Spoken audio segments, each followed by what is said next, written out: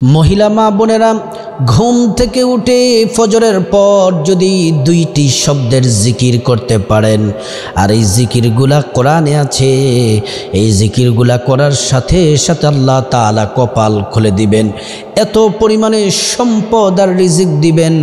আল্লাহ তাআলা আপনার মনের বাসনাগুলো পূরণ করে দিবেন, অভাব আপনার থেকে দূরে চলে যাবে, সন্তানগুলাকে মানুষ করে দিবেন, স্বামী স্ত্রী পরিবারের সবাই সুখে শান্তিতে থাকতে পারবেন, বিপদ মুসিবত থেকে আল্লাহ তাআলা হেফাজত করবেন। আর যে মা বোনেরা এই জিকিরগুলা জবানি সকালবেলা উচ্চারণ করবে, আল্লাহ তাআলা ওই নারীদের জীবনের সব গুনাহগুলো আল্লাহ ক্ষমা করে দিবেন। এজন্য মা বোনেরা, আজকের বয়ানটি খুবই গুরুত্বপূর্ণ। শুধুমাত্র মা বোনদের জন্যই নয়, সকল মুসলমানরাই জিকিরগুলা করতে পারেন। দুইটি শব্দের মাত্র জিকির, এই জিকিরগুলা কোরআনে আছে। আল্লাহ পাক এই জিকিরের বরকতে আল্লাহ ক্ষমা করে দিবেন। আল্লাহ কোরআনে জিকির সম্বন্ধে বলেন, ফাযকুরুনি আযকুরুকুম ওয়াশকুরুলি ওয়ালা তাকফুরুন। আল্লাহ পাক রব্বুল আলামিন বললেন, বান্দা বান্দি তোমরা আমি আল্লাহকে স্মরণ করো, আমি আল্লাহ তাআলা তোমাদেরকে স্মরণ করব। আল্লাহ পাককে আমরা স্মরণ করি নামাজের মাধ্যমে, রোজা রাখার মাধ্যমে, জিকির দান সাদাকা ইবাদত বন্দেগীর মাধ্যমে আমরা আমাদের আল্লাহ পাককে স্মরণ করি। আল্লাহ পাক বান্দাকে স্মরণ করার মাধ্যমটা ভিন্ন। আল্লাহ পাক আমাদেরকে স্মরণ করেন আমাদের গুনাহ মাফ করে, সুবহানাল্লাহ। আল্লাহ আমাদেরকে স্মরণ করেন হায়াতের মধ্যে বরকত দিয়ে, রিজিক দিয়ে, অ্যাক্সিডেন্ট দুর্ঘটনা থেকে হেফাজত করে, আমাদের জীবনের গুনাহ মাফ করে, জাহান্নামী বান্দাগুলাকে ক্ষমা করে, জান্নাতি বান্দা হিসেবে কবুল করে আল্লাহ পাক আমাদেরকে স্মরণ করেন, সুবহানাল্লাহ। এজন্য প্রিয় দিনদার ইমানদার মুসলিম ভাই বোনেরা, আল্লাহর স্মরণে সব সময় থাকতে হবে, জিকির করতে হবে, হাঁটতে চলতে ফিরতে উঠতে বসতে আল্লাহ পাকের জিকির করতে হবে। বিশেষ করে এই দুইটি শব্দের জিকিরের কথা বলবো। ফজরের নামাজের পরে দুইটি শব্দের জিকির কিছুক্ষণ সময় করুন, কপাল খুলে যাবে। আল্লাহ পাক কোরআনের মধ্যে বলছেন, আল্লাযীনা ইয়াযকুরুনাল্লাহা কিয়ামান ওয়া কুউদান ওয়া আলা জুনুবিহিম ওয়া يتفكرون في خلق السماوات والأرض ربنا ما خلقت هذا باطلا سبحانك فقنا عذاب النار।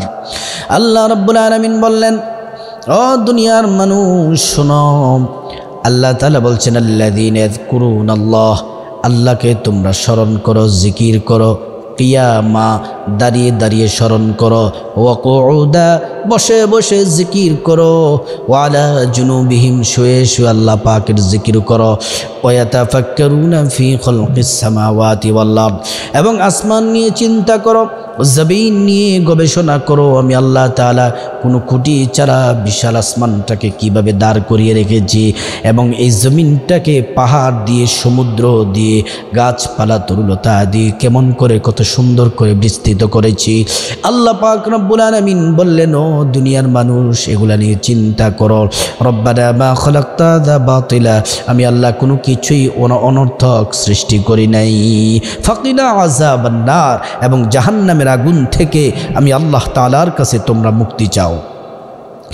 এজন্য প্রিয় দিনদার ইমানদার মুসলিম ভাই বোনেরা, আল্লাহ পাক রব্বুল আলামিনকে স্মরণ করতে হবে।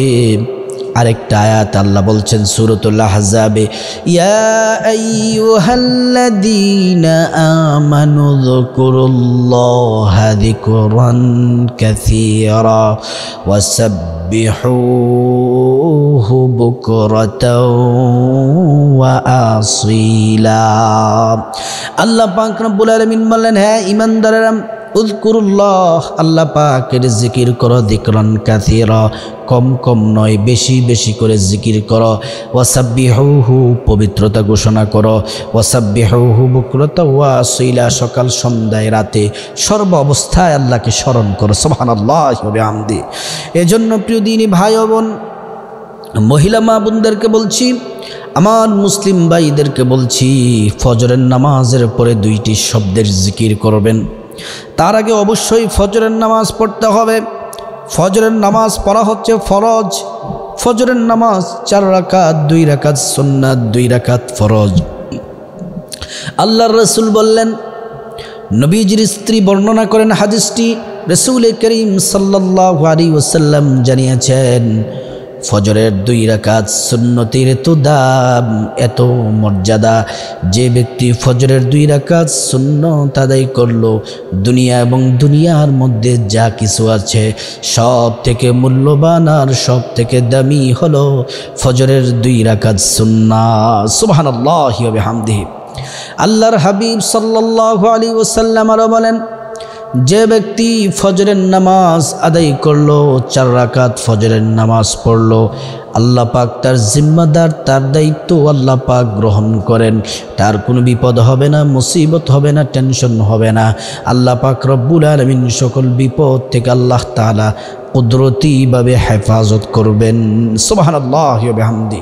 ফজরের নামাজ পড়ার পরে তাসবিহ তাহলিল পড়বেন, জিকির আজকার করবেন।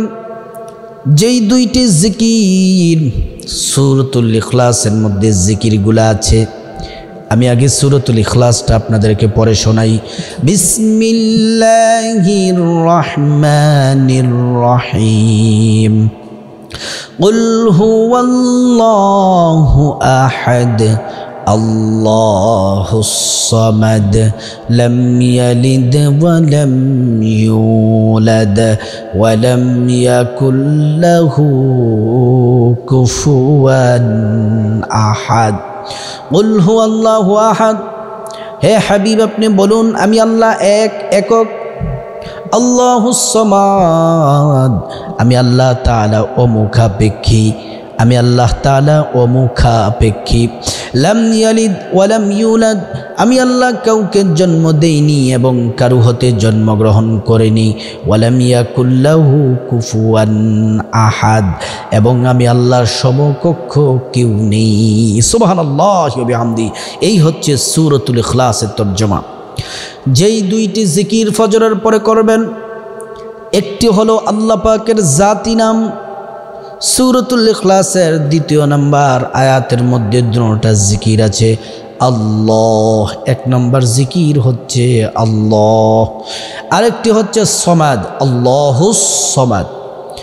সমাদ এটা হচ্ছে আল্লাহ পাকের সিফাতি নাম। এই নাম ধরে ডাকলে আল্লাহ তাআলা সাথে সাথে জবাব দেন, আল্লাহ মনের আশা প্রয়োজন পূরণ করে দিবেন। আর যদি সম্পূর্ণ সূরা ইখলাসটা সকালে 10 বার যদি পাঠ করতে পারেন, এক তো জিকির আদায় হয়ে যাবে, আর 10 বার সূরা ইখলাস পাঠ করার কারণে কি পুরস্কার পাবেন হাদিসটি পড়ে শোনাই।